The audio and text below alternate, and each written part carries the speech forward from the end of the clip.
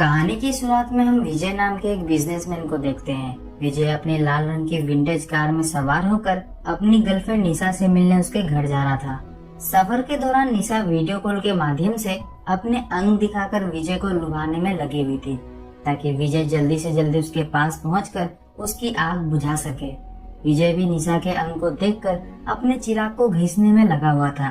तभी उसे उसके बॉस का कॉल आता है। दरअसल विजय के बॉस रिश्ते में उसके ससुर लगते थे और विजय उन्हीं की कंपनी में सीईओ के पोस्ट पर तैनात था।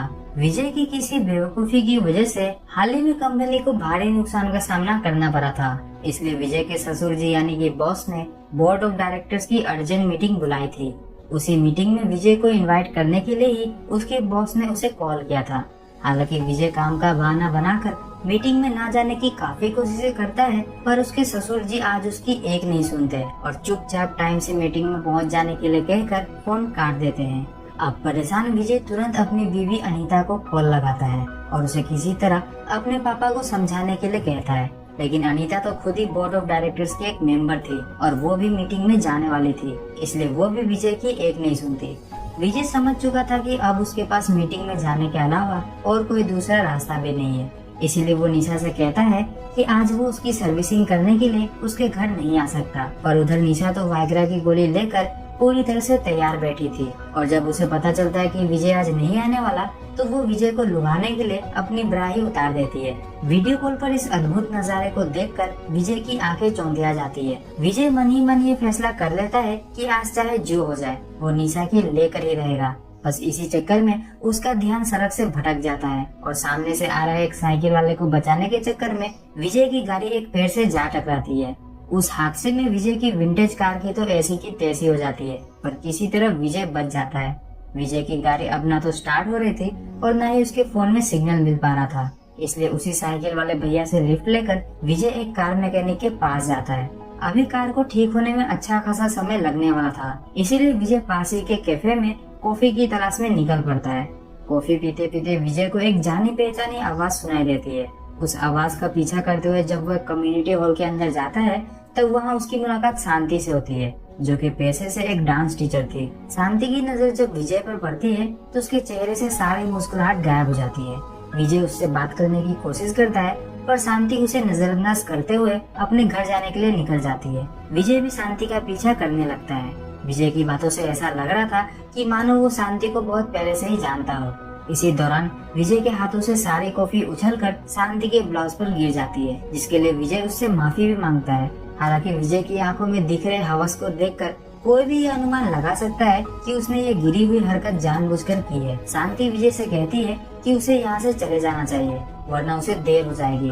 तभी उधर से गुजर रहे एक पुलिस वाले की नजर उन दोनों पर पड़ती है और वो तुरंत विजय के पिछवाड़े में डंडा डालने उसके पास पहुंच जाता है। पर हम सब जानते हैं कि ऊपर वाले भैया तब तक अपनी गाड़ी आगे नहीं बढ़ाते जब तक उन्हें ओटीपी नहीं मिल जाता। उसी तरह पुलिस इंस्पेक्टर इंद्रजीत सिंह सबसे पहले शांति से यह जानने की कोशिश करता है कि कहीं विजय उसे परेशान तो नहीं कर रहा, जिस पर शांति कहती है कि विजय तो बस उससे बातें करने की कोशिश कर रहा था और वो भी विजय को जानती है, सो परेशान होने वाली कोई बात नहीं है। इतना सुनने के बाद इंस्पेक्टर विजय का नाम पता लेकर वहाँ से चला जाता है। इसके बाद शांति विजय को अपने साथ अपने घर ले जाती है। घर पहुँचते ही विजय शांति से सबसे पहले ये पूछता है कि वो 10 साल पहले अचानक कहाँ गायब हो गई थी। दरअसल 10 साल पहले विजय और शांति की शादी हुई थी, पर एक दिन अचानक शांति गायब हो गई, जिसके 10 साल बाद आज दोनों वापस मिल रहे हैं। शांति तो शावर लेने चली जाती है और इधर विजय पेग बनाने ये तो कॉफी बना रहा है, कॉफी बनाने में लग जाता है। लेकिन उसके अंदर हवस इतनी ज्यादा मची हुई थी कि वो चुपचाप दबे पांव बाथरूम के पास पहुंच जाता है और शांति को शावर लेते हुए देखकर अपना चिराग घिसना शुरू कर देता है। कहीं न कहीं अंदर शावर ले रही शांति को भी यह एहसास हो चुका था कि विजय उसे देख रहा है, पर वो उससे कुछ नहीं कहती। शावर लेने के बाद जब वो बाहर आती है तब विजय उसे गर्मा गर्म अदरक वाली चाय बनाकर देता है। फिर चाय पीते पीते शांति 10 साल पहले अचानक गायब होने के पीछे का कारण बताती है। वो बताती है कि उस दिन जब वो नर्सिंग होम से अपने घर जा रही थी तब रास्ते में उसे एक आदमी मिला, जो कि उससे नर्सिंग होम का पता पूछ रहा था। उस आदमी के साथ उसकी प्रेग्नेंट बीवी भी मौजूद थी, जो कि गाड़ी में बैठी दर्द से करा रही थी। इसलिए शांति उनकी मदद करने के लिए उनके साथ उनकी गाड़ी में बैठ गई। फिर उसके साथ क्या हुआ उसे कुछ याद नहीं। जब उसे होश आया तब वो किसी दूसरे शहर में थी। उसने विजय से संपर्क करने की काफी कोशिशें भी की, पर वो असफल रही। उसे लग रहा था कि शायद कोई है जो उसे जान से मारना चाहता है, इसलिए वो काफी डर गई थी और यहाँ इस शहर में आकर बस गई। विजय शांति से पूछता है कि आखिरकार वो उस दिन नर्सिंग होम गई ही क्यों थी। तब शांति उसे बताती है कि वो प्रेग्नेंट थी और विजय को सरप्राइज देने वाली थी। हालांकि मिसकैरेज की वजह से शांति ने वो बच्चा खो दिया। इसी दौरान विजय और शांति के बीच नजदीकियां बढ़ने लगती है और दोनों लिप लॉक में बिजी हो जाते हैं। तभी शांति खुद पर कंट्रोल करते हुए विजय से दूर हट जाती है और उससे उसकी नई जिंदगी के बारे में पूछती है। तब विजय उसे बताता है कि उसने अपनी क्लासमेट अनीता से शादी कर ली है और अब उसके 2 बेटे भी हैं, जो कि 5वीं और 8वीं कक्षा में पढ़ते हैं।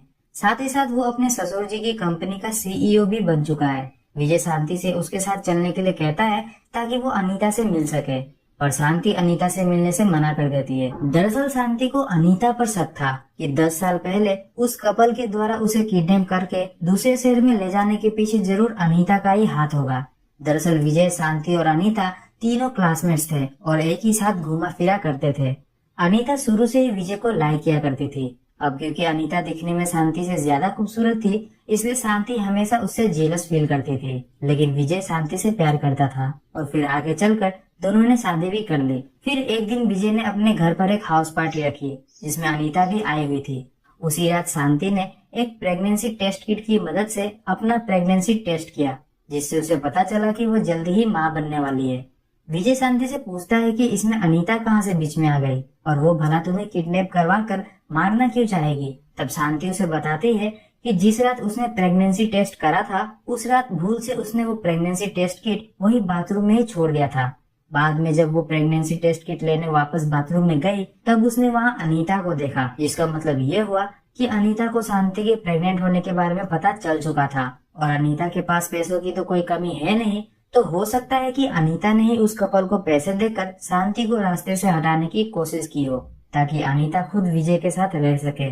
विजय शांति से पूछता है कि क्या उसे अभी भी उस कपल का चेहरा याद है। शांति कहती है कि हाँ, भले ही उस बात को अब 10 साल हो गए हो, पर आज भी उसे उस कपल का चेहरा याद है, मानो ये कल की ही बात हो। इस पर विजय कहता है कि अगर हम उस कपल को ढूंढ ले और ये साबित हो जाए कि अनीता ने ही उन्हें शांति को गायब करने के पैसे दिए थे, तब अनीता को कड़ी से कड़ी सजा मिलेगी। इस पर शांति कहती है कि अब इन सब का कोई फायदा नहीं। लेकिन तभी विजय के अंदर का हवस फूट पड़ता है और वो शांति पर टूट पड़ता है।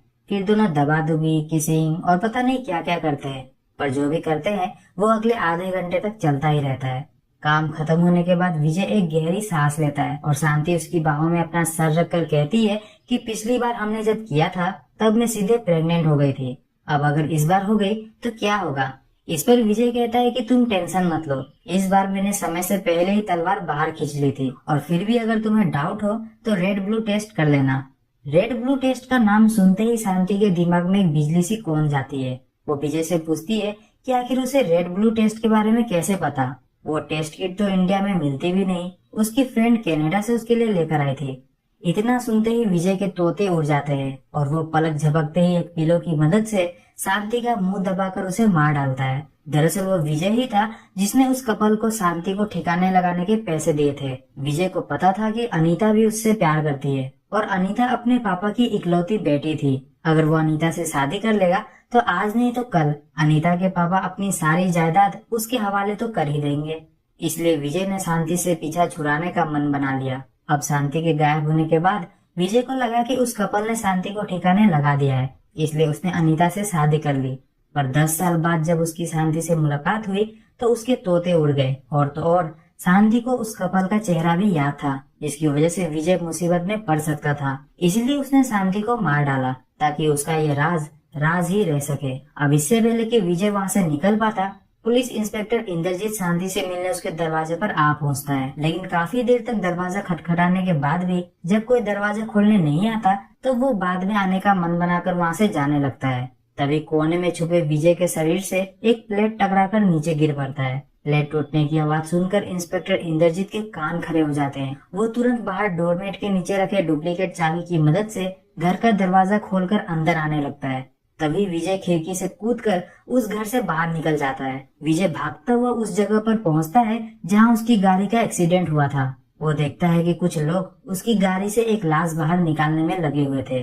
यह लाश और किसी की नहीं बल्कि खुद विजय की ही थी।